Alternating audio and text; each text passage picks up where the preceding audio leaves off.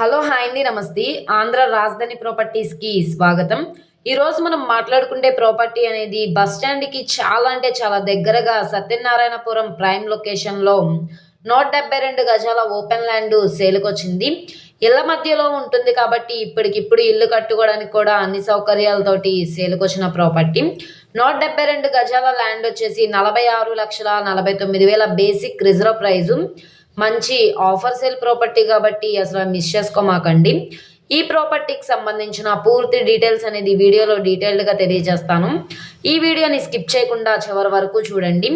ఇలాంటి మంచి మంచి ప్రాపర్టీస్ని లేటెస్ట్ అప్డేట్స్ని మా వీడియోస్ మీ వరకు రావాలి అనుకుంటే ఛానల్ని సబ్స్క్రైబ్ చేసుకున్న ప్రతి ఒక్కళ్ళు కూడా బెల్ సింబల్ని యాక్టివ్ చేసుకోండి.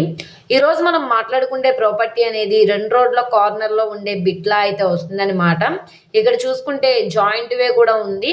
సో ఇది మనకి సౌత్ ఫేసింగ్ ఎంట్రన్స్ అయితే ఉంటుందండి.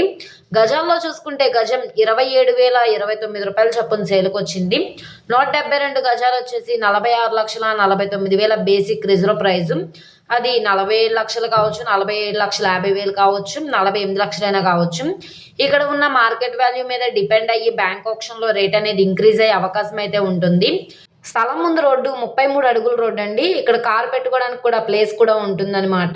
ట్రాన్స్పోర్టేషన్ పరంగా వెహికల్స్ అవి రావడానికి కూడా కన్వీనియంట్గానే ఉంటుంది.